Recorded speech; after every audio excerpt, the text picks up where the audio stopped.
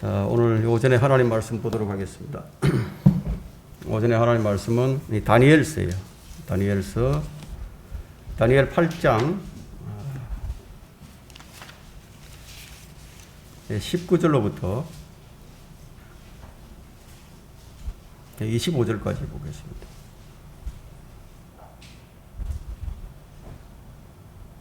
다니엘 8장 19절로부터 25절까지 제가 받들어 읽겠습니다. 말하기를 보라, 내가 진노의 마지막 끝에 있을 일을 네게 알게 하리라. 그 끝은 정한 때에 있으리라. 네가 본 두 뿔을 가진 그 수장은 메디아와 페르시아의 왕들이요, 그 거친 염소는 그리스 왕이며, 이제 알렉산드리아 왕이죠. 그의 양눈 사이에 있는 큰 뿔은 그 첫째 왕이라. 이제 그 뿔이 꺾이고 그 대신 그 자리에 네 뿔이 났으니 네 왕국이 그 민족에서 일어날 것이나 그의 권세에는 미치지 못하리라. 그들 왕국의 나중 때에 범죄자들이 가득 차게 되면 무서운 용모를 하고 난해한 문장들을 깨닫는 한 왕이 일어나리라. 그의 권세가 막강할 것이나 자기 자신의 권세에 의한 것은 아니니 그가 놀랍도록 파괴시킬 것이며 번성할 것이고 마음대로 행하며 강한 자들과 거룩한 백성을 멸하리라. 그의 지혜를 통하여 그가 자기 손에 기술을 늘려서 자기 마음속에 자신을 높이고 평화로 많은 것을 멸하리라. 그는 또한 통치자들 중에 통치자를 대적하여 설 것이나 그가 사람의 손에 의하지 않고 부서지게 되리라. 오늘 설교 제목은 사탄의 가장 강력한 무기입니다. 사탄의 가장 강력한 무기. 여러분은 이 세상에서 가장 강력한 무기가 뭐라고 생각하십니까? 원자폭탄일까요? 수소폭탄일까요? 아니면 신경가스일까요? 바이러스, 세균? 그 무엇도 아니고 평화라는 두 글자입니다. 평화. 적 그리스도가 이 평화라는 무기를 가지고 이 세상을 정복할 것을 말씀하고 있습니다. 왜냐하면 사람들이 원하는 것이 평화이기 때문에 이 평화라는 무기를 들고 나오는 거예요. 근데 그것이 가짜 평화입니다. 사람들은 참된 것을 좋아한다고 말을 하지만 사실은 참된 것보다는 거짓된 것을 더 좋아합니다. 왜 그럴까요? 참 이상하죠. 그 이유는 그 사람 속에 진리가 없기 때문입니다. 사람들은 자기 가치에 맞는 것을 좋아해요. 그것 때문에 슬퍼하고 그것 때문에 실망도 하고 그것 때문에 웃기도 하고 주님께서 사람의 마음속에 무엇이 있는지를 밝혀주셨거든요. 마가복음 7장 21절로부터 23절에 사람의 마음속에 뭐가 들어있는지 다 밝혀주셨어요. 사람의 마음속에는 이미 거짓된 것들로 가득 차 있습니다. 사람들이 무엇 때문에 슬퍼하고 무엇 때문에 환호하느냐, 이게 바로 이 거짓된 것 때문입니다. 오늘 말씀은 사탄의 가장 강력한 무기, 적 그리스도예요. 적 그리스도에 대해 다루게 될 것인데, 이 자는 예수 그리스도를 대적하는 자, 진리를 대적하는 자예요. 그런데 그 자가 가진 가장 강력한 무기가 사람들의 생각과는 다르게 무슨 핵무기라든가 아니면 첨단 무기가 아니라 그의 가장 강력한 무기는 다니엘 8장이 지금 예언을 하고 있는 겁니다. 자기 마음속에 자신을 높이고 평화로 많은 것을 멸하리라. 바로 평화가 그의 가장 강력한 무기입니다. 그런데 이 존재는 사람에 의해서 파멸되지 않습니다. 사람인데 그 실체가 사람이 아니기 때문에 그래요. 지금 세상은 적 그리스도를 맞이할 준비를 갖추어가고 있고, 이제 그가 나타나면 온 세상이 그를 열광을 하면서 환호하게 될 겁니다. 그가 어떤 존재인가, 어떤 자인가. 주님께서 요한복음 8장 44절에 이제 말씀하시기를, 그는 처음부터 살인자였으며 진리 가운데 거하지 아니하였으니 이는 자기 안에 진리가 없음이라. 그가 거짓말을 할 때는 자신에게서 우러나와서 한 것이니 이는 그가 거짓말쟁이요 또 거짓말의 아비이기 때문이라. 거짓말의 아비다. 왜 모든 사람들이 거짓말을 좋아하죠? 모든 사람이 다 거짓되기 때문에. 그래서 진리를 좋아하지 않아요. 이 배교의 시대에 비진리가 가장 위대하게 된 것은요, 위대하게 된 이 시대에 바이블 빌리버들이 있다는 것은 참 기적과 같은 겁니다. 가장 부흥했던 필라델피아 교회 시대에 바른 성도들이 있었다는 것은 어떤 면에 있어서는 매우 당연한 것이지만, 마지막 배교의 때에 주님께서 이 세상을 끝내시기 바로 그 직전 상황에 참 그리스도인들이 있다는 것은 그게 기적이에요. 이것은 하나님의 은혜로밖에 설명이 되지 않습니다. 자, 이 사탄이 거짓말의 아비라고 예수님께서 말씀하셨는데, 근데 그 말씀을 듣고 있던 대상이 누구인지 아십니까? 바리새인들이에요. 바리새인 존경받는 자들이에요. 종교인들의 추앙을 받고 있는 자들이죠. 아주 그럴듯한 종교인들인데, 참되다고 추앙을 받는 거예요. 거짓된 자들이. 근데 주님은 그들을 향해서 너희는 거짓된 자들이라는 거예요. 주님은 빛이시죠. 세상에 빛으로 오셨습니다. 진리의 말씀을 믿고 빛 가운데 거하는 자들은요, 아무리 그럴듯한 위장을 했더라도 그 속에 들어있는 냄새나는 뼈들을 볼 수 있는 자들이에요. 이게 빛의 자녀들의 특징입니다. 빛을 못 가진 자들은 뭐만 보게 되느냐 하면 그 외적인 것만 볼 수밖에 없죠. 그러니까 거짓에 다 넘어갑니다. 우리는 이런 현상들을 종교에서뿐만 아니라 정치, 문화, 이 사회 전반에서 목도하고 있는 거예요. 오늘 우리는 이 사탄에 의해서 일어나는 전횡들을 좀 살펴볼 것입니다. 사탄의 가장 강력한 무기 첫 번째는 거짓교리, 진짜를 가짜로 바꾸고 거짓을 진실로 바꿉니다.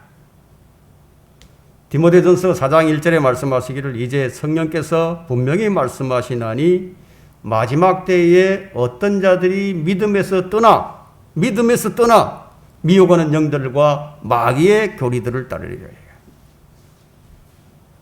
믿음에서 떠난다 이거예요. 자, 이것을 보면 진리와 비진리의 대결임을 알 수 있죠. 진짜와 가짜의 대결이에요. 거짓 교리는 누구에 의해서 전해지죠? 거짓 교리. 바로 마귀의 종들에 의해서 전파가 됩니다. 여러분은 지금 이 땅에서 일어나는 온갖 범죄들, 그리고 사람들이 이상하리 많지 거짓을 사랑하는 것이 왜인지 아십니까? 왜 사람들이 거짓을 사랑하죠? 왜 선을 악하다고 하죠? 왜 악을 선하다고 하죠? 왜 이런 비상식이 버젓이 세상에 통하죠? 누구에 의해서 이런 일들이 일어날까요? 이 점을 알아야 한다는 겁니다. 예레미야 5장 30절에는 30절과 31절에는 경이롭고 무서운 일이 그 땅에서 행해지는도다. 선지자들은 거짓되게 예언하고 제사장들은 그들의 권력으로 다스리며 내 백성은 그렇게 하는 것을 사랑하니 그 마지막에 너희가 어찌하려느냐 이거예요. 서로 아주 죽이 잘 맞아요. 응? 사람들은 그걸 더 사랑합니다. 목사와 교인들이 서로 유익을 취합니다. 이게 경이롭고 무서운 일이에요. 그들 둘 중에 한쪽만 정신을 차리면 되는데 한쪽이 진리를 사랑하고 빛 가운데 있다면 그런 일이 안 일어날 텐데 둘이 너무 똑같아요. 아주 죽이 잘 맞아요. 이것이 무섭고 경이로운 일입니다. 넓은 길을 사랑하죠. 가짜를 진짜인 줄 알고 좋아합니다. 좋아할 정도가 아니라 아주 열광을 합니다. 성경은 그들을 하나님의 종이라 부르지 않고 사탄의 종이라고 부릅니다. 고린도후서 11장 13절과 14절에는요. 그러한 자들은 거짓 사도들이요 기만하는 일꾼들이요 자신들을 그리스도의 사도들로 가장하는 자들이라. 이것은 놀랄 일이 아니니 사탄도 자신을 빛의 천사로 가장하기 때문이라. 그러므로 사탄의 종들이 의의 종으로 가장한다 하더라도 이는 큰 일이 아니니라. 그들의 종말은 그들의 행위대로 될 것이니라. 자, 이 말씀은 무엇을 나타내죠? 사탄이 위조품을 가지고 있다는 것을 보여주는 구절이에요. 아주 결정적으로 중요한 구절입니다. 사탄이 거짓 사도들을 가지고 있고 기만하는 일꾼들과 위조된 가짜들을 가지고 있어요. 사탄도 신부를 가지고 있어요. 가짜 신부. 이 가짜 신부는 요한계시록 17장과 18장의 한 도성으로 표현이 되고 있는데 그가 바로 로마 가톨릭이에요. 그리고 그들과 한 배를 타고 가는 교회들이 바로 사탄의 신부들입니다. 사탄은 확실히 위조된 가짜 교회를 가지고 있어요. 그리고 그 위조된 가짜 성서들을 가지고 있습니다. 이 위조된 성서들을 림링그의 뉴에이지 성경 역본들이라는 책에서 확인할 수가 있습니다. 또한 사탄은 위조된 복음도 가지고 있습니다. 이 사탄은 크고 붉은 용이라 부르는데 게다가 이 사탄은 그룹으로 불린 적도 있었어요. 이것은 우리에게 세 가지를 예표해 주는데 과거에 사탄은 하나님의 보좌를 덮는 그룹이었습니다. 현재는 크고 붉은 용이에요. 또는 마귀라고 불리고요. 에덴 동산에서는 뱀이었습니다. 미래에는 멋진 남성으로 등장할 겁니다. 사탄은 그의 창조 이후 그 어느 때에도 결코 천사인 적은 없었어요. 밀턴의 신라권에는 사탄을 천사라고 말하지만 성경은 사탄이 빛의 천사로 가장한다고 말을 하고 있지 천사라고 말하지 않아요. 위장을 아주 잘한다는 말입니다. 그래서 사탄의 종들이 의의 종으로 나타납니다. 마태복음 7장에서는 그들이 양의 옷을 입고 나오나 속은 약탈하는 이리들이라고 말하는데 누가 그들에게 속아 넘어가죠? 그의 실체를 밝혀줄 진리의 빛이 그 안에 없는 사람들이 넘어간다 이거예요. 그냥 다 속아 넘어가는 거예요. 바리새인들의 겉은 아주 깨끗해요. 예. 겉은 회칠한 무덤인데 근데 속은 어떻죠? 더러운 것들로 가득 차 있습니다. 주님께서 그들의 실체를 밝혀주시지 않았다면 누가 그들의 실체를 알죠? 겉은 아주 아름답게 보여요. 이들이 오늘날 위대해 보이는 온갖 수식어를 다 갖다 붙여야 하는 유명세를 떨치고 있는 목사들이에요. 여러분은 종교인들과 정치인들의 공통점이 뭔지 아십니까? 거짓말을 잘하는 것이 공통점이에요. 잘 될 것이라고. 아주 위대한 나라가 될 것이라고. 평화로운 나라가 될 것이라고. 거짓을 진실로 말하는 것이 공통점입니다. 그런데 그 거짓말에 다들 속아 넘어가는 것은 참 경이로운 일이 아닐 수 없어요. 아니 어떻게 수십 번도 더 속았는데 그럼 또 속을 거예요. 대부분 사람들은요. 자기가 보고 싶은 것만 보고 자기가 듣고 싶은 것만 들어요. 진리는 그 다음이에요. 적그리스도의 영이 어떻게 활동할 것 같습니까? 사기를 치고 공갈 협박으로 다가올까요? 아니에요. 성경은 적그리스도의 영의 활동을 가리켜서 불법의 신비라고 얘기합니다. 종교 지도자들과 정치 지도자들을 따르는 무리들이 있습니다. 그들의 종말은 파멸인데 그런데도 수많은 군중들이 따라가죠. 여러분 보세요. 박사, 문파, 노사, 아주 그들은 맹목적으로 추종을 합니다. 반대하는 자들을 죽일 듯이 달려들어요. 괴롭히죠. 그런 거짓된 자들 앞에서 울고불고 감격을 합니다. 군중들은 여론에 휩쓸려서 그냥 따라갑니다. 따르는 군중들에게는 설득이 통하지 않습니다. 설득이 통하지 않아요. 말이 먹히질 않아요. 마태복음 27장 24절에는 이런 말씀이 있습니다. 빌라도가 자기로서는 아무것도 설득할 수가 없고 오히려 소요가 일어날 것을 보고 물을 가져다가 무리 앞에서 손을 씻으며 말하기를 나는 이 의로운 사람의 피에 대하여 무죄하니 너희가 맡으라고 하자. 자, 군중들은 자기들이 무슨 짓을 하는지도 모르고 군중 심리에 의해서 끌려갑니다. 빌라도가 예수님을 살리려고 노력을 했어요. 근데 그게 안 돼요. 종교 지도자들에게 미혹된 군중들이 죽이라고 소리를 지르죠. 우리의 왕은 카이사밖에 없다고. 그들에게 있어서 예수님은 살인자 바라바보다도 못한 자가 되어버리죠. 바라바는 살리고 예수는 죽이라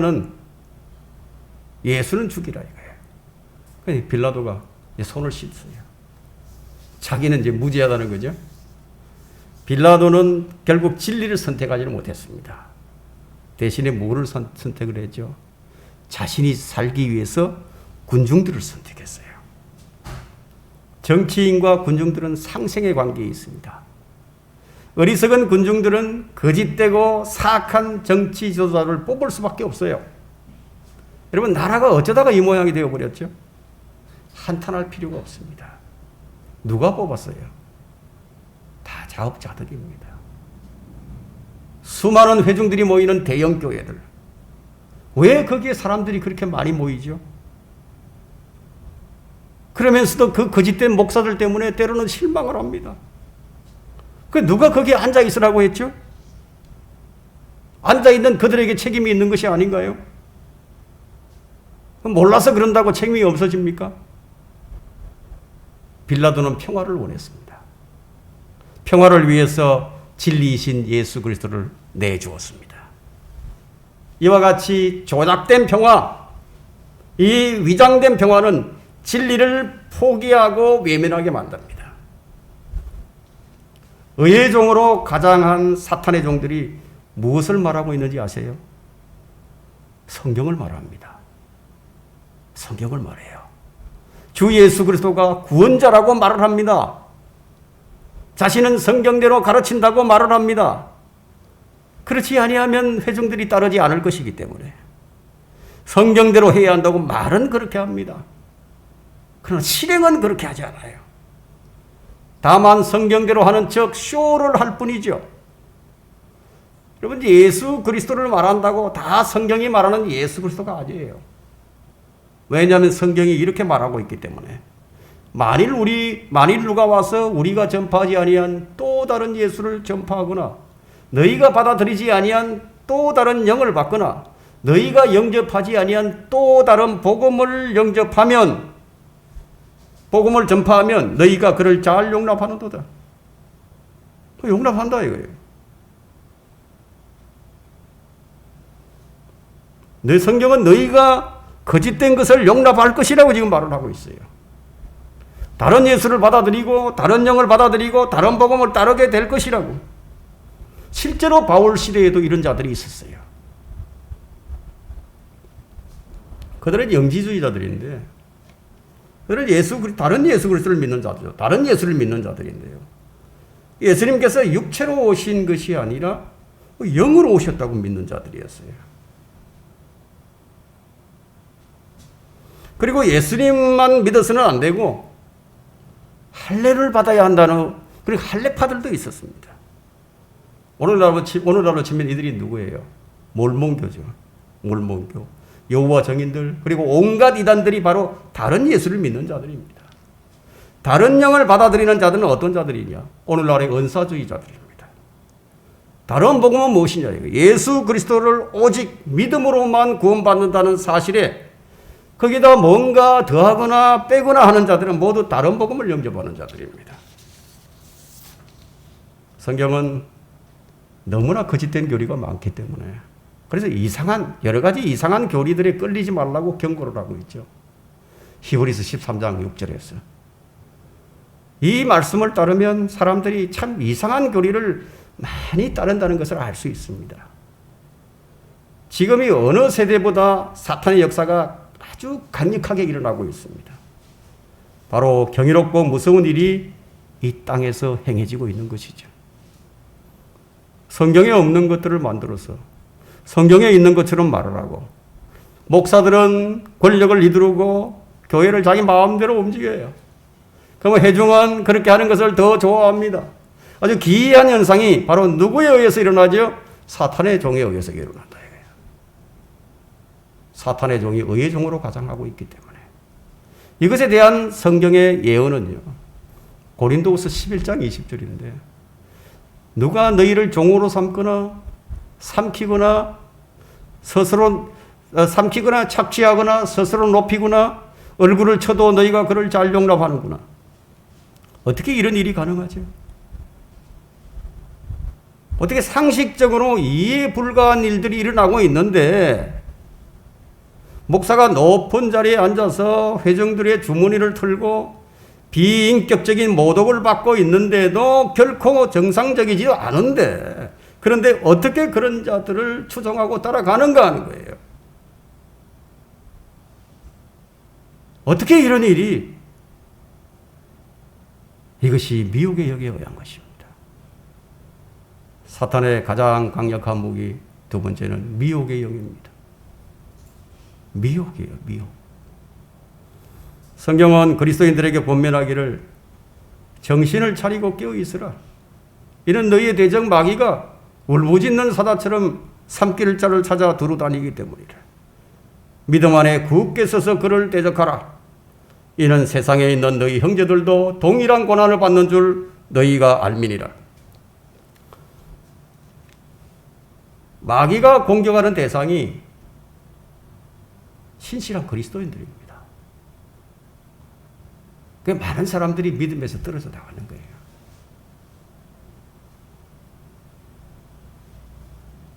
하나님의 사역을 수행하는 신실한 교회들이 공격을 받습니다. 반면에 사람 수나 자랑하고 건물이나 자랑하며 은사주의를 표방하며 진리를 외면하는 교회들은 거들떠 보지도 않아요. 이미 그들은 마귀의 수종에 들어가서 여러 가지 면에서 지금 마귀의 조종을 받고 있기 때문이에요. 그들은 사탄의 교회와 손을 잡아요. 그 특징이 그거예요. 사탄의 교회와 손을 잡는 거예요. 하나님을 팔아서 자신들의 입지를 강화시킵니다. 심지어 마귀들의 교리들을 행하면서도 멋모르고 걸려드는 사람들을 그들의 거짓 교리로 숨기면서 교회를 흉내내죠. 주님은 마가복음 7장에서 이런 말씀하셨습니다. 이 백성이 입술로는 나를 공경하여도 그들의 마음은 내게서 멀도다. 그러면서도 사람의 계명들을 교리들로 가르치니 그들이 나를 헛되이 경배하는도다. 오늘날 지금 헛된 경배가 오늘도 수많은 교회에서 헛된 경배를 하고 있다 이거예요. 사람들의 계명들을 교리로 가르쳐요. 성경적 교리가 아니라 자기들이 만든 교리를 가르쳐요. 그것을 가지고 하나님을 섬기고, 여러분들이 다니고 있는 교회가 로마 카톨릭과 손잡은 교회인지 아닌지 그것부터 확인을 해야 합니다. 그들과 손을 잡고 가는 교회라면 그곳에서 드리는 경배는 주님께서 이렇게 말씀하셨어요. 그들이 나를 헛되이 경배하는도다. 이게 무서운 일이 지금 일어나죠. 성경적 교리가 아닌 장로들의 전통 역시 사람들의 계명에 불과합니다. 여러분은 여자 목사가 성경이 인정한다고, 성경에서 인정한다고 생각하십니까? 여자 목사? 자, 오늘날 여자 목사들이 너무너무 많아졌죠. 1960년대에 여자 목사 없었어요. 목회 서신인 디모데전서 3장과 디도서 1장을 읽고 한번 확인해 보라는 거예요. 감독과 집사, 목사는 한 아내의 남편이어야 한다고 천명하고 있습니다. 네. 뿐만 아니라 여자는 조용히 순종함으로 조용히 배우게 하라. 나는 여자가 가르치는 것이나 남자들 앞에 권위를 행사하는 것을 허락하지 아니하노라. 다만 조용할지니라. 여자는 교회 안에서 조용하라고 했다 이거예요. 남자들 앞에 권위를 행사해서도 안 된다 이거예요. 바울 사도는 여자가 목사를 하거나 집사를 하는 것을 교회에서 허락하지 않았어요. 그런데 왜 성경을 위반하면서까지도 목사를 하고 집사를 해야 되죠? 이게 바로 사람의 전통입니다. 사람의 전통이 이렇게 만들었어요. 계시록 2장에는 니골라파의 행위가 나와요. 니골라파는 성직자 제도인데 성직자로 계급을 만들어 교회를 운영합니다. 이것이 바로 로마 가톨릭의 전통이에요. 사제와 신도로 구분해서 계급화시켰어요. 그래서 권력을 휘두르요. 그래서 고해 성사를 하고 종부 성사를 하고 견진 성사를 하고요. 이런 모든 로마 가톨릭 행위가 바로 니골라파의 교리예요. 이것을 카피해서 만든 제도가 바로 성직자 제도입니다. 그래서 목사가 가운을 입고 거룩한 척하면서 이 평신도들을 지배하는 것이 바로 사람이 만든 계명들입니다. 이와 같은 배교의 상황은 마귀에 의해서 조장되고 있음에도 불구하고 마치 하나님께서 허락하신 것이냐 또 다른 속임수로 위장을 하고 있죠. 우리도 구원받기 전에는 어리석어서 하나님의 말씀에 복종치 아니하였고 우리는 미혹당해서 여러 가지 욕심과 쾌락의 종로로 다면서 가정스러운 짓을 하며 서로를 정오하는 자였습니다. 하지만 하나님의 자비하심으로 구원을 받아 하나님의 자녀로서 다시 태어난 후에 하나님의 뜻을 따라 행할 수 있게 된 거예요. 그러나 마귀는요, 진리에 더 가까이 다가서는 성도들을 그냥 두질 않습니다. 갖가지 방법으로 성도들을 실족시키려고 안간힘을 씁니다. 특히 마귀는 진리를 거짓으로 바꾸어서 거짓을 진리로 믿게 만듭니다. 이 마귀가 쳐놓은 덫 가운데 가장 강력한 도구가 미혹이다. 미혹.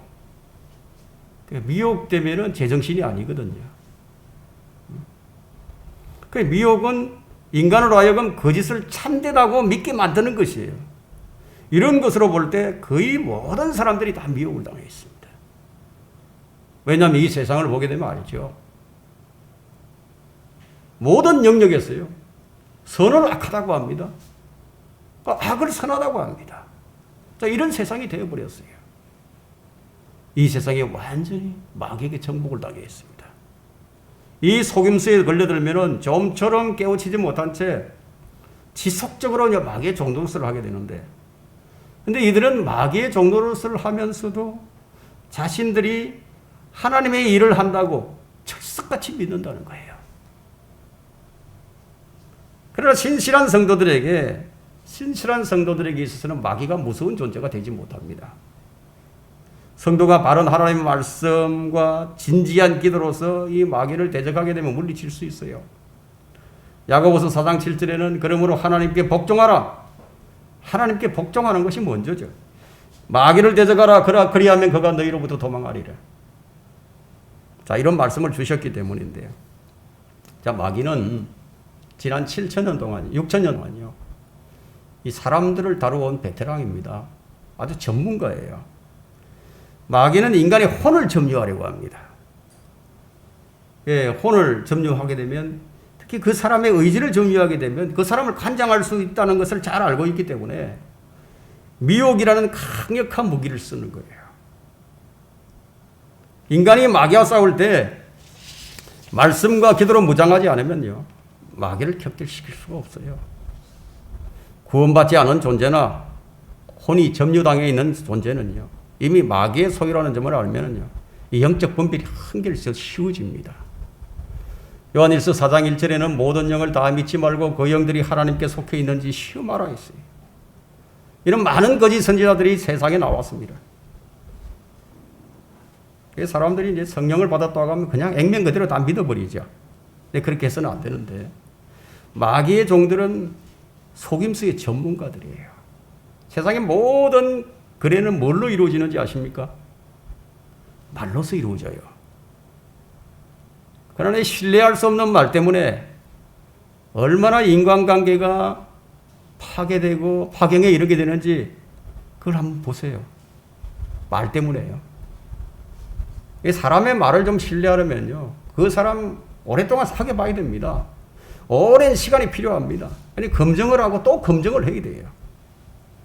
타락한 인간의 성품은 상황과 환경에 따라 자주 바뀌기 때문에 우리가 완전히 신뢰할 수가 없어요.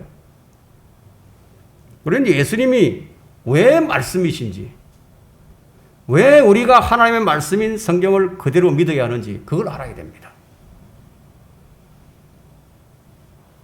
말씀이 육신이 되어서 증거를 보여주셨어요.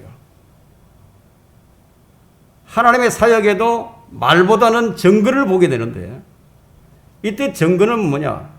맡은 일을 수행해낼 수 있는 능력이죠. 왜 많은 사역자들이 마귀의 종이 되어버리는지 아십니까? 하나님께서 자신을 사역에 부르셨는지에 관한 어떤 증거도 없이 그냥 신학교 졸업하고 뭐 교단에서 시험을 치르고 뭐 안수 받으면 그냥 목사가 돼서 사역을 하기 때문이에요. 미혹이란 거짓을 사실로 믿게 만드는 마귀의 전략입니다.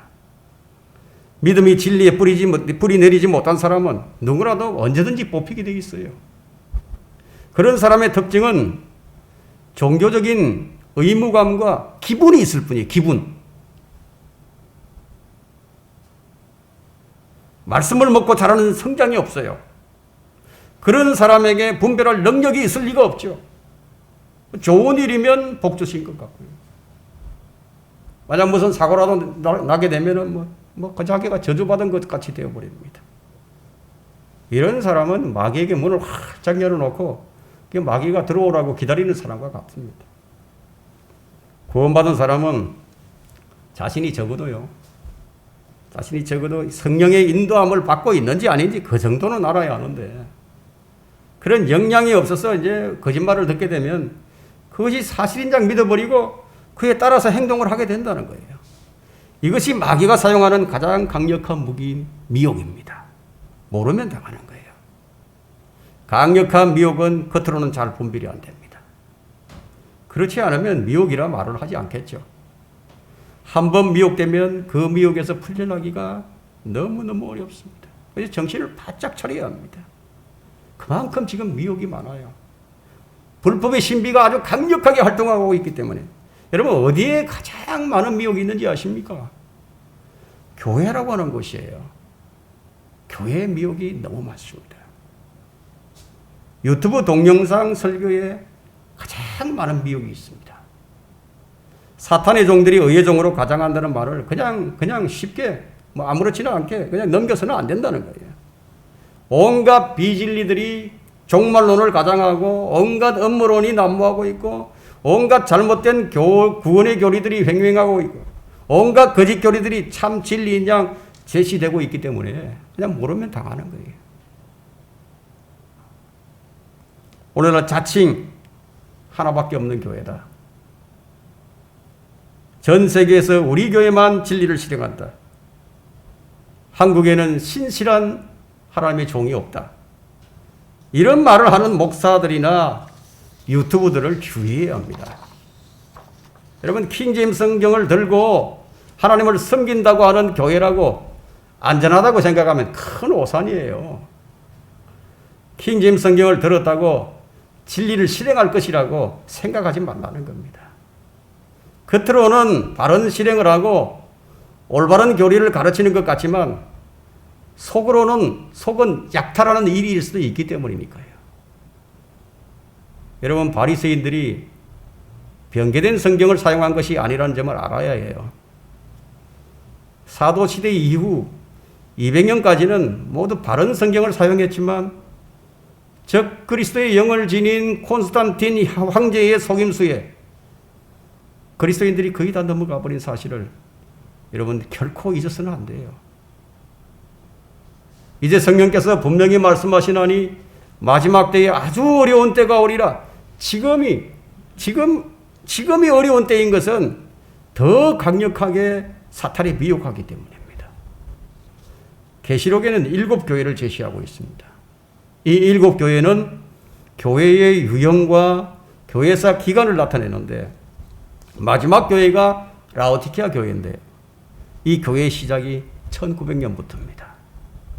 이때부터 더 강력한 미혹이 시작되었죠.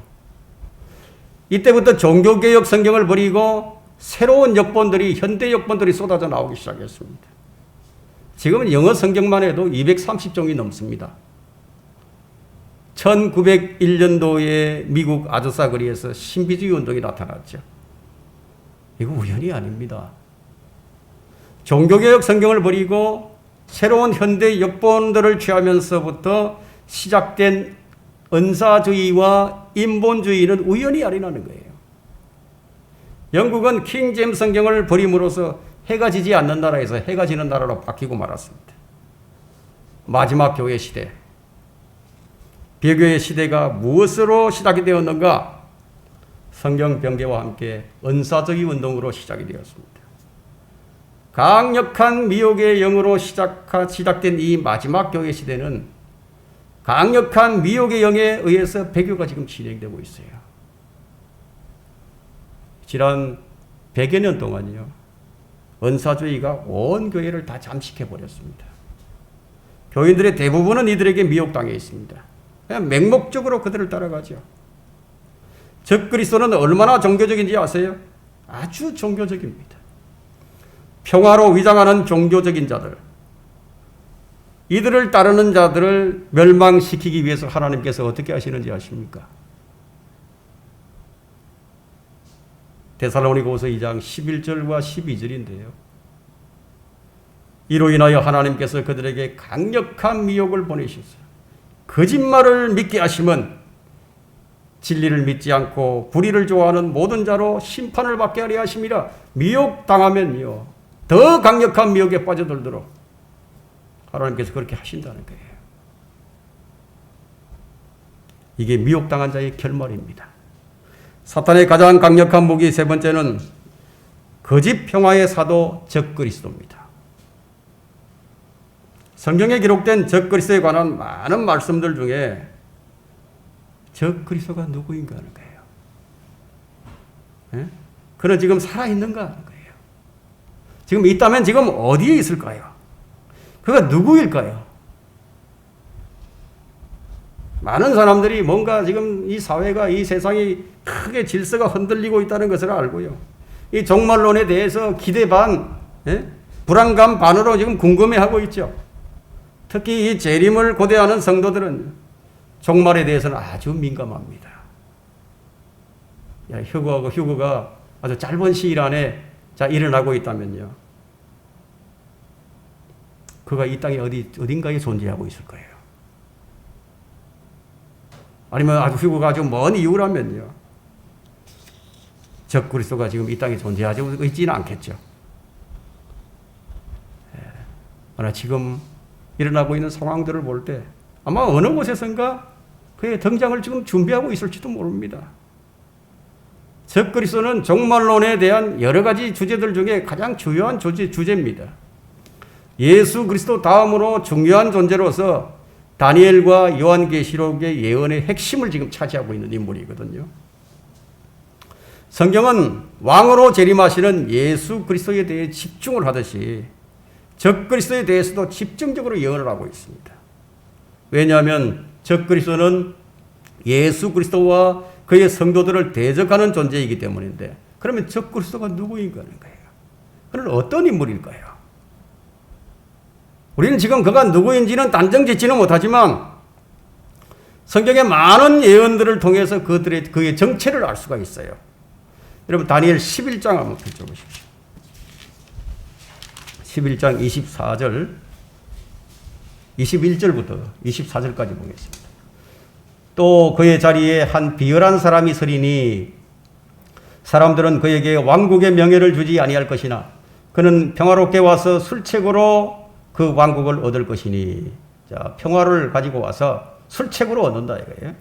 거짓 넘쳐나는 군대로 그들이 그 앞에 넘쳐 흐르게 될 것이나 멸망하게 되리니 정녕 언약의 통치자도 그렇게 되리라.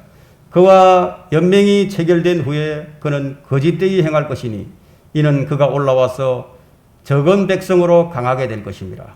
그가 평화롭게 그 지방의 가장 기름진 곳까지 들어가서 그의 조상들이나 그의 조상들의 조상들까지도 하지 않았던 짓을 행할 것이요.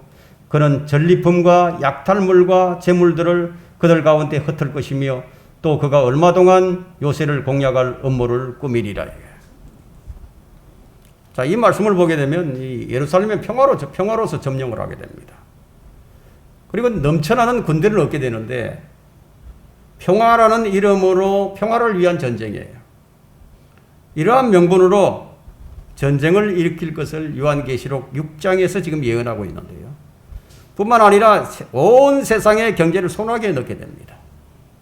그것이 요한계시록 13장 17절에 말씀하고 있죠. 그 표나 그 짐승의 이름이나 그 이름의 숫자를 지닌 사람을 제외하고는 아무도 사거나 팔 수 없게 하더라. 통제사회예요. 지금은 통제사회를 예행 연습하고 있습니다. 이 코로나 시대가. 그에게 경배를 해야 합니다. 그렇지 않으면 어떤 것으로도 사거나 팔 수가 없어요. 요즘은 조그만 칩 하나, 아주 조그만 칩 하나에 온갖 정보를 다 담을 수 있습니다. 여러분, 과학의 발달은 우연이 아니에요. 표가 아니면 사거나 팔 수가 없어요. 사거나 팔 수 없으니까 목숨을 연명하기 위해서는 부득불 어떻게 해야 되죠? 짐승의 표를 받는 자들이 속출하게 된다는 겁니다. 지금 구원받지 못하고 교회를 다니는 사람들은 휴거되지 못하고 대활 안에 들어가는 겁니다. 그때는 얼마나 구원받기 힘든지 아세요? 그때는 실제 이 자신 목숨과 믿음과 바꿔야 됩니다. 그래서 지금 그리스도인들이 전하는 복음을 듣고 믿어서 구원을 받아야 한다. 그렇지 않으면 대환 안으로 들어간다는 겁니다. 적그리스도가 등장을 할 때, 그가 적그리스도인 것을 어떻게 알 수 있는가 하는 것은요. 그것이 유대인과 맺는 바로 언약으로서 알 수 있게 되는데, 다니엘 9장 27절을 보면요. 그가 많은 사람들과 더불어 한 주 동안 언약을 확정하고 그 주의 중간에 그가 희생제와 예물을 금지시킬 것이요. 그는 가정함을 확산시킴으로써 황폐케 하리니 진멸할 때까지 할 것이며 정해진 것이 황폐케 한 자에게 쏟아지리라. 한 주의 중간이요. 한 주 7년이에요. 7년. 7년 중간에 파괴시킨다. 이게. 유대인과 한 주 동안 7년 동안 언약을 확정하고 3년 반이 지나면 파괴시킨다는 거예요. 이 언약은 평화조약이 될 텐데 유대인들은 지금 수많은 적들에 애워싸여 있기 때문에 확실한 평화를 안겨다 준다면요. 적그리스도와 기꺼이 언약을 맺는다.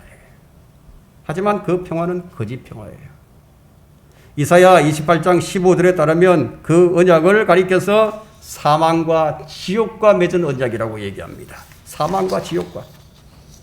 자, 이스라엘은 그동안에 수많은 평화협정을 맺어왔는데 그 중에 어떤 것이 적그리스도와 맺은 언약이라고 할 수 있을까요? 자, 이 문제에 있어서 우리가 얻을 수 있는 힌트 중에 하나가 뭐냐면 협정은 단지 정치, 군사적 협정뿐 아니라 종교적인 면도 포함이 되어야 된다는 거예요. 이스라엘과 주변국들이 지금 적대 관계를 맺고 있는 것이 단지 정치적이나 민족적인 적대 관계에 있는 것만이 아니라 종교 간 대립이에요. 종교 간. 지금 이스라엘이 만약에 해결로 돌아보세요. 대적할 이유가 없어요. 이스라엘을 둘러싸고 있는 나라들은 모두 이슬람 국가들입니다. 과거 이스라엘을 둘러싸고 있던 나라들은 모두 어떤 국가였죠? 바알 숭배자들이었습니다. 이스라엘은 예나 지금이나 우상 숭배자들에게 둘러싸여 있는 마치 섬과 같아요. 딱 한가운데 그냥 섬이 들어있는 거예요. 그들은 이교도들 가운데서 자신들이 종교를 지켜야 합니다.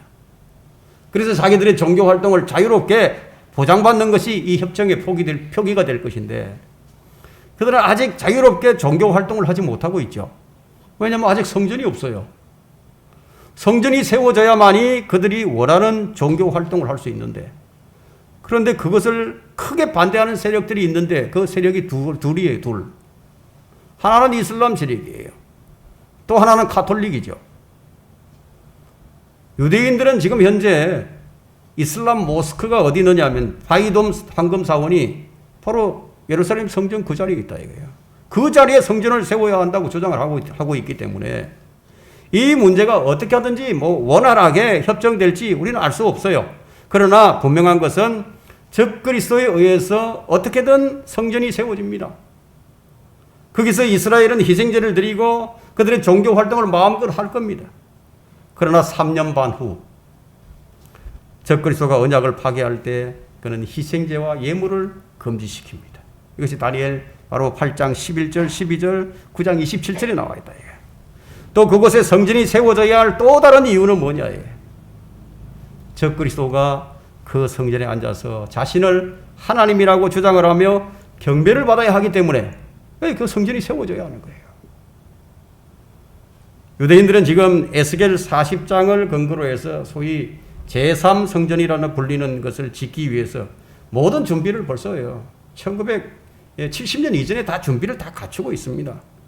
하지만 그것은 하나님의 성전을 세우기 위한 것이 아니라 마귀를 위한 성전이 될 뿐이에요. 에스겔 40장의 성전은 적그리스도에 의해서 세워진 성전이 파괴된 후에 예수 그리스도의 재림으로 다시 세워질 천년왕국의 성전을 말하고 있는 것이지, 이 적그리스도가 앉아서 하나님이라고 할 주장할 그런 성전을 세우는 것이 아니다 이거예요. 그건 에스겔 성전이 아니라는 거예요. 하지만 우리는 그가 활동하기 전에 우리는 공중으로 끌려 올라갑니다. 우리가 휴거된다면 왜 우리는 이 문제에 관심을 갖게 되죠? 우리가 올라가는데, 우리하고 상관없는데, 그것은 적그리스도가 다가올 예수 그리스도의 재림과 또 성도의 휴거, 그것이 우리에게 다가오기 때문이에요. 그리고 우리가 관심을 갖는 거예요. 그리고 적그리스도가 다가올수록. 예언을 통해서 우리가 확인할 수 있는 적그리스도의 특징은 오늘날 이 세상의 여러 가지 현상들에서 그것이 점차적으로 구체화되어 가고 있다는 겁니다. 적그리스도는 하나님을 모독하는 자죠. 여러분 한번 보세요. 이 세상이 지금 하나님을 모독하는 분위기로 가득 차 있죠. 자, 그는 또한 때와 법을 변경하는 존재인데 오늘날 세상에서 하나님의 법을 얼마나 변질되었는지 한번 보세요. 변질시켰는지. 하나님의 법을 바꾸는 거예요. 각 사람의 마음에 심어놓은 양심의 법마저도 거의 파괴되어 가고 있습니다. 어찌되었든 적그리스도는 평화로 예루살렘에 입성하게 될 것이고 또 평화를 무기로 삼아서 많은 사람들을 죽이게 될 것입니다. 오늘날 평화라는 말이 얼마나 사용되는가 한번 보세요. 얼마나 많은 사람들이 평화를 외치고 있는가를 보세요. 하지만 실제로는 평화가 없죠. 사람들이 평화를 외칠수록 오히려 전쟁과 파괴는 더 늘어만 갑니다. 그럴수록 사람들은 더욱더 평화를 외치게 될 것이고 그것은 자연스럽게 적그리스도를 맞이하는 계기가 될 것입니다. 왜냐하면 그는 온 인류에게 평화의 사도로 보일 것이기 때문에 그는 모든 문제를 해결할 능력자로 보일 것이에요. 그는 참으로 인류의 모든 문제들을 해결할 지혜와 기술을 가진 자로 받아들여질 것이라고 다니엘 8장 25절에 말을 하고 있죠. 지금 세상은 그를 기다리고 있습니다. 이 평화의 사도는 가톨릭이라는 종교를 등에 업고 등장할 것인데 온 세상이 그를 따르려면 종교들은 하나로 통합이 되어야 된다. 그런데 지금 그 일이 진행되고 있어요. 종교 통합 운동이 가속화되고 있고 종교 통합이 사람들의 지지를 받고 있죠. 로마 가톨릭 종교가 점점 더 커지고 있고 사람들은 그 종교를 더 좋은 종교로 인정을 하고 있습니다. 교황 한마디 말이면요, 온 세상의 관심사가 되는 거예요. 온 언론이, 온 정치가 집중을 합니다. 온 세상의 모든 정치인들은 이 교황과 친분을 쌓으려고 노력을 합니다. 모든 종교가 가톨릭으로 개종하지 않을지라도 가톨릭은 정치, 사회, 문화적으로 세상의 모든 나라들과 종교들을 교황의 치마폭에 감싸고 있어요, 지금. 지금 뉴에이지 운동으로요. 세상은 모든 면에서 통합을 이루어가고 있습니다. 이제 곧 적그리스도가 나타나게 될 것이고 세상은 대환란으로 들어갑니다. 그의 숫자, 그의 짐승의 숫자, 짐승의 표를 받지 않으면 상거래를 할 수 없게 될 만큼 지금 온 세상은 지금 그의 통제 아래로 들어가고 있어요. 결론적으로 독보리들은요, 추수 때까지 두었다가 태웁니다. 마태복음 13장 28절 한번 펼쳐보십시오.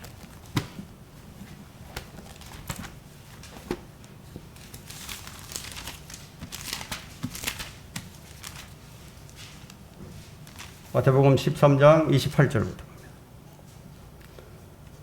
그 주인이 그들에게 말하기를 원수가 이렇게 하였구나 하자 그 종들이 그에게 말하기를 그러면 우리가 가서 그것들을 한데 모으기를 원하시나이까 라고 하니 주인이 말하기를 아니라 독보리들을 한데 모으다가 곡식까지 함께 뽑으면 아니 되느니라. 추수 때까지 둘 다 함께 자라도록 두었다가 추수 때에 내가 추수꾼들에게 말하여 먼저 독보리들을 모아서 불사르기 위하여 단으로 묶고 곡식은 내 곡간으로 모아드리게 하리라 고 하니라 하시더라. 독보리가 묶이죠. 네, 독보리가 묶입니다. 지금 사람들이 연합하자, 평화로 하나 되자 그러는데 자기들 스스로가 지금 스스로 다 묶여가고 있어요. 스스로. 자기들이 스스로 묶여간다 이거야. 종교로 연합을 하고 있고 정치로 연합을 하고 있고 그게 에큐메니컬 운동이고 그게 유엔 연합입니다. 아주 뭐 단단히 결속되면서 단단히 묶어져 가고 있죠. 주님께서 불사르기 딱 좋게 예? 묶여져 간다 이게. 거짓 평화로 사람들을 다 지금 모으고 있습니다. 아주 강력한 사탄의 무기로 교황은 어디를 가나 평화 타령을 하고 있죠. 유엔은 평화를 외치지만 한 번도 평화를 가져온 적이 없으면서 아니 유엔이 창설된 이후로 전쟁은 더 많아졌고 평화가 요원하다는 것을 그들 스스로 입증하고 있는데 그런데도 사람들은 거짓 평화에 속아서 그래도 평화를 외치면서 좋아를 합니다. 왜 거짓된 것을 좋아합니까? 이것이 바로 사탄의 강력한 미혹입니다. 그러면 이들이 언제 사탄의 실체를 알게 되고 그들에게 속았음을 알게 될까요? 진짜 그리스도인들이 가짜 말고요. 진짜 그리스도인들이 휴거되어서 이 땅에서 사라지게 되면 진짜 그리스도인 행세를 하던 그 가짜들이 그때서야 이제 알게 될 것이고 나머지 믿지 않는 자들은요. 지옥 불못에 던져져 그때서야 알게 될 겁니다. 계시록 19장 19절과 20절에는 또 내가 보니 그 짐승과 땅의 왕들과 그들의 군대가 그 말탄분과 그의 군대에 대적하여 전쟁을 하려고 다 함께 모였더라. 그러나 그 짐승이 잡히고 짐승 앞에서 기적을 행하던 거짓 선지자도 그와 함께 잡혔으니 그는 짐승과 더불어 그 짐승의 표를 받은 자들과 그의 형상에 경배한 자들을 속이던 자라. 이 둘이 유황으로 불타오르는 불못에 산채로 던져지더라. 그들이 다 잡혀서 불 가운데로 들어가면 그때서야 알게 됩니다. 하지만 어땠습니까? 더 이상은 기회가 없어요. 그때서야 적그리스도와 그 미혹의 영들이 활동을 막을 내리게 될 것인데 그러면 그때 주의 성도들은 그분과 함께 영원히 통치라는 거예요. 지금 이 세상은 훈련장이에요. 그리스도인이 훈련장이에요. 우리가 여기서 지금 칼 쓰는 법을 배우고 활 쓰는 법을 배우고 방패를 쓸 수 있는 법을 가르치는 지금 이 세상이 훈련장이에요. 근데 그리스도인들이 이 세상에서 훈련을 하려고 하지 아니하고 그냥 잠만 자려고 한다는 거예요. 그래서 하나님의 말씀의 칼을 어떻게 사용하는지를 알려고 하지 아니하고 전쟁을 회피만 한다 이거예요. 그러면서 그리스도의 군사라고 한다면 우리의 사역을 방해하는 대적자들을 향해서 우리가 어떻게 싸우죠? 여러분 변개된 성경이 어디서 나왔는지 아세요? 로마 가톨릭이에요. 사탄의 회당입니다. 언사주의가 어디서 나온지 아세요? 로마 가톨릭이에요. 로마 가톨릭은 종교와 정치를 합한 집단입니다. 바티칸 국가예요. 전 세계의 대사들을 가장 많이 파견한 국가예요. 그들은 정치적 종교적인 강력한 힘을 가지고 있죠. 누가 할 일을 대신하고 있죠? 마귀가 할 일을 대신한다 이거예요. 강력한 독재 체제를 구축하고 있는 종교국가. 그들이 뭐라고 외치죠? 평화, 연합, 사랑이에요. 이들과 연합된 거짓된 평화의 사도. 그자는 평화를 무기로 삼아 온 세상을 소락에 넣을 겁니다. 그게 마지막 때가 왔다는 거예요. 왜 이런 설교를 하죠? 제가? 왜 이런 설교를 해야 하죠? 속지 말라는 거예요. 속지 말라는 거예요. 거짓 평화 조약. 주님이 오시기 전에는 이 땅에 평화는 없습니다. 주는 평화, 막힌 담을 허무신 분이 주님 한 분뿐이시거든요. 주님 한 분만이 평화를 세우실 분입니다. 그러므로 주님이 다시 오셔서 이 세상을 다스리기 전까지 결코 우리는 단 한 사람도 믿음에서 떨어지거나 미혹을 당하거나 속는 자가 되어서는 결코 안 될 것입니다.